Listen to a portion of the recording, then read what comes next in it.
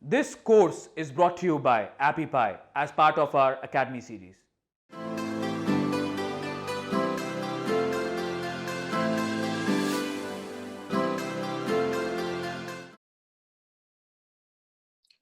Building a $10 billion valuation company in just 3 years is not easy. That's what Snapchat did in just 3 years. In this video, I'm going to talk about the growth hacking methodology Snapchat has used in their initial days of starting the startup. Now, this is the Snapchat back in 2011.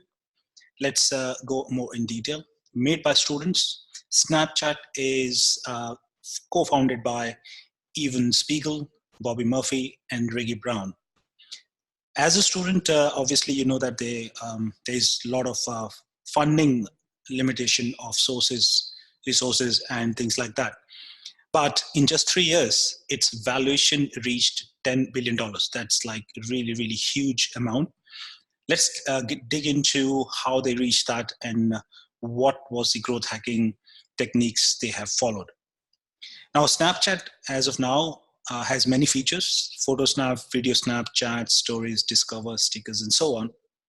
However, if you're building an app, or if you have an app which you want to promote, you might be thinking that you must at least have some of the features in your app to start promoting and start building, or before the launch. So what I'm trying to say is, before the launch of your app, you must be thinking that you should have how many of the features you should be launching.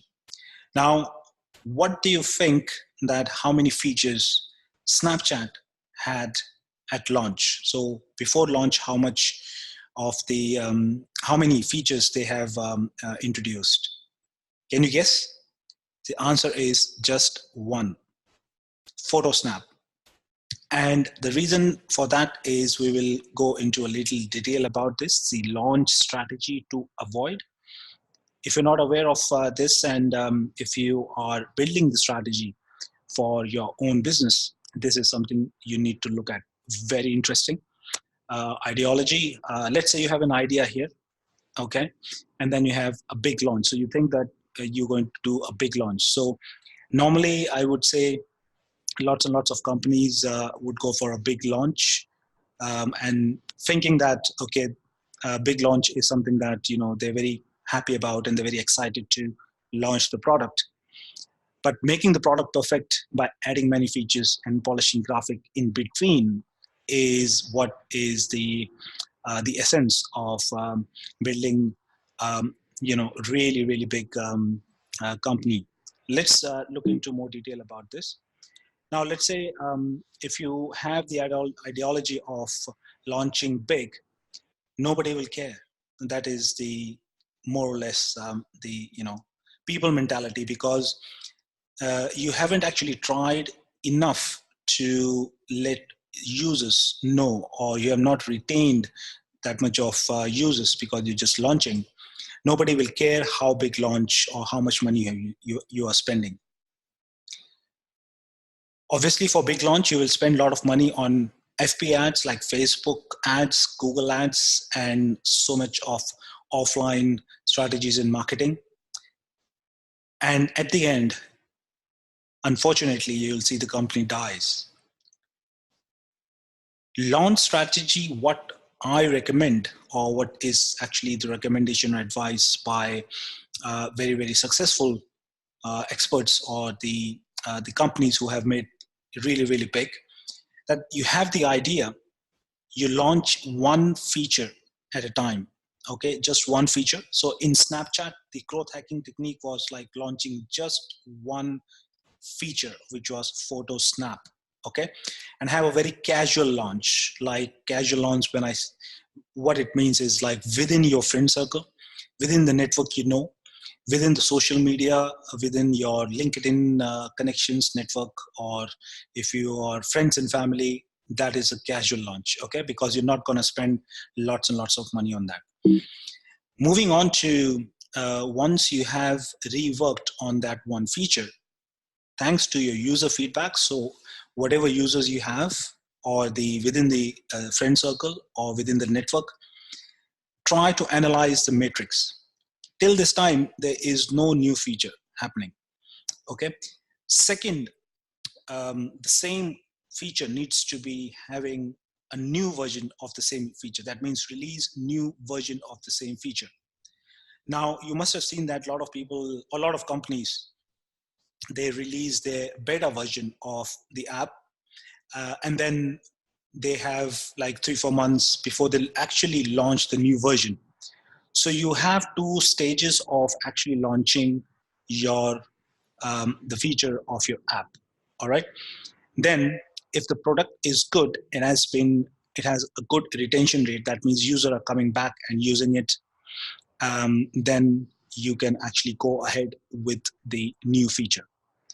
Marketing push for new feature, then that's how you will push the second feature of your app. Now, this is exactly what Snapchat did during the initial stage. For a very, very long time, they just stick to one feature, which is photo snap.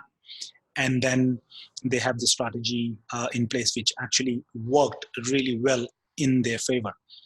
With this strategy, you will actually get regular insights from your users because you're not going to go haywire. Your technical team is not confused of updating the older version of the feature, or what should they go for the new feature and spend more time on that.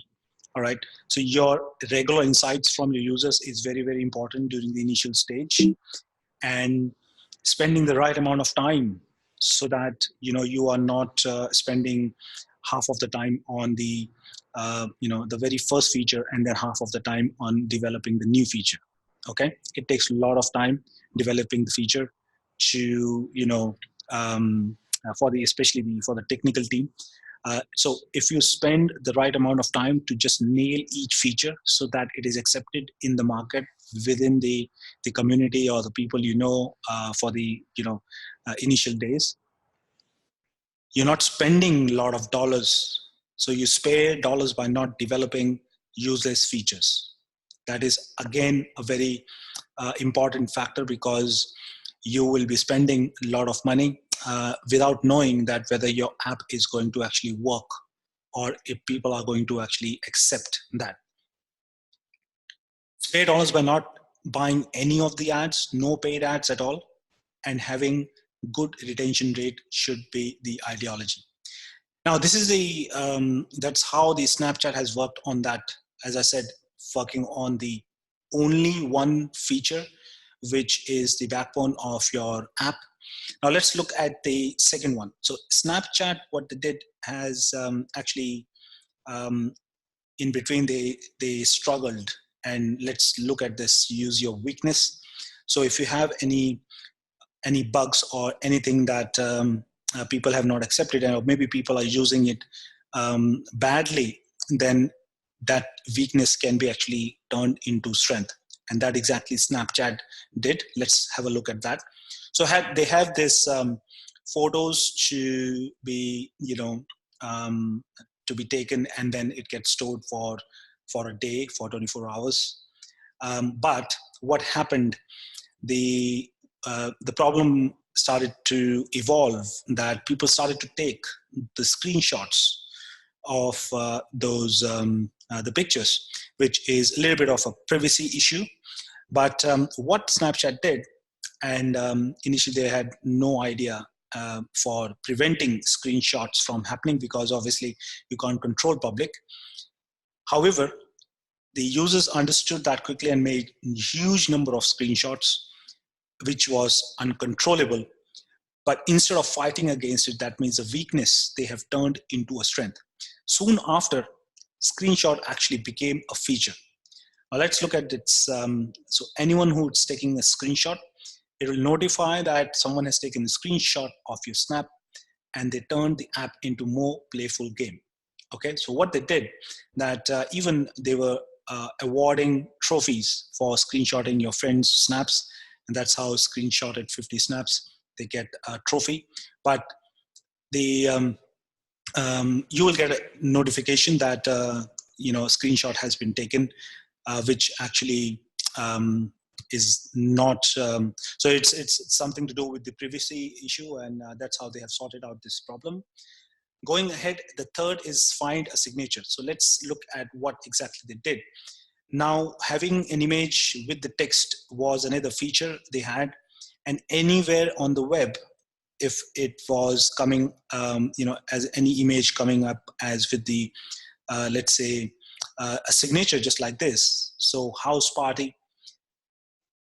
Zenly's app, map, and Pokemon Go collection. So you can see these, clear signature is just there. And because you're using it anywhere on the web, people started recognizing that this signature is coming from Snapchat, and that became really, really popular. Don't explain. Sometimes you introduce some features you don't have to explain. Now, in most of the app, you can actually save the image right on your camera roll. That means on your smartphone. In 2016, Snapchat rolled out its feature called Memories. And we all know that. What you could do is you can save it, and it will pop up, will come as a saved, and it will save in the memory section inside the app. So what happens is that actually they're using the cloud storage, and because it is not saving on your smartphone, on your camera roll, so it saves a little bit of space. A very simple growth hacking technique, but very, very valuable for the users. And that is how they have come up with different growth hacking. Without spending much money, you could actually have a lot of growth hacking within your business if you think outside the box. That's what is the essence of growth hacking. Not only the words the user have been seen, saved, and memories, it's a basic English. And that is how Snapchat has grown. And they have implemented these growth hacking strategies in smaller bits wherever.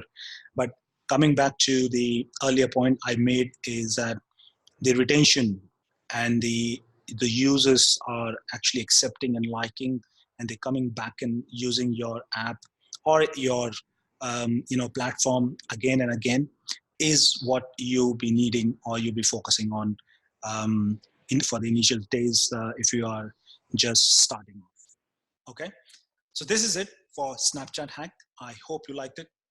Very interesting. I will see you in the next video. Next one coming up. See you soon. Bye for now.